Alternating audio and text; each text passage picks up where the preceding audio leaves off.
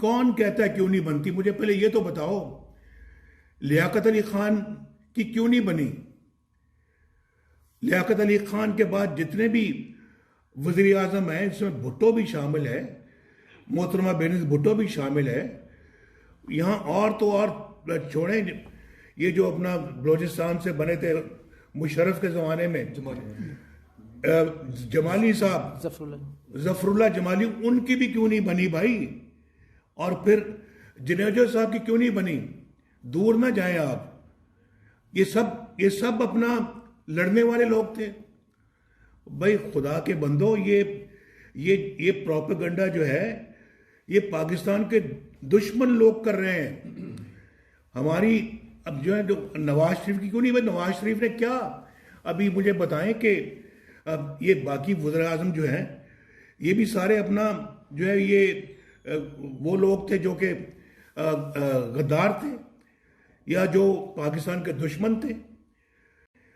یہ مسلم لیگ کا ایجنڈا نہیں ہے، یہ پاکستان کا ایجنڈا ہے، 22 کروڑ عوام کا مطالبہ ہے، یہ پاکستان کا مطالبہ ہے، یہ آپ کے آنے والی نسلوں کا مطالبہ ہے کہ ہم کس طرح کا پاکستان ان کو دے کے جانا چاہتے ہیں۔ اگر ہم نے اسی طرح کا پاکستان دے دیا تو پھر ہماری سیاست جو ہے وہ اس کی کیا اس کی اپنا ویلیو ہے؟ کچھ نہیں ہے، وہ ٹکے کی قیمت نہیں ہے ہماری سیاست کی۔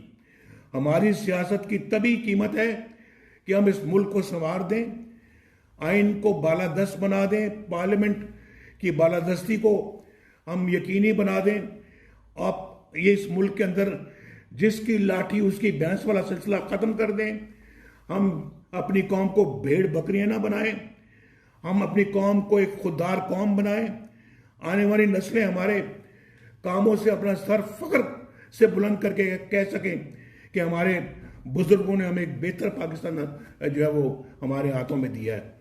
تو میرا آپ سے، اس ملک کا بھٹا بٹھا دیا اس بندے نے، ہمارا کلچر خراب کر دیا ہے، کلچر تباہ کر دیا ہے، سیاسیات کو خراب کر دیا ہے، سیاسی کلچر تباہ کر دیا ہے، سوائے گالی کے ان کو بات نہیں کرنے آتی۔ یہ ٹی وی پہ جا کے جو لچر گفتگو کرتے ہیں وہ میری سمجھ میں نہیں آتی، اور میں آپ کو بلکہ یہ کہوں گا کہ آپ اپنا اس زبان کو آپ لوگ اختیار نہ کریں، بلکہ آپ فیکٹس اینڈ فگرز کے ساتھ ان کو جواب دیا کریں۔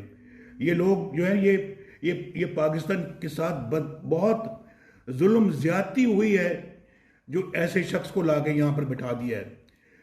تو آج پاکستان کی عوام کی پسندیدہ ترین پارٹی جو ہے وہ آج پاکستان مسلم لیگ ہے۔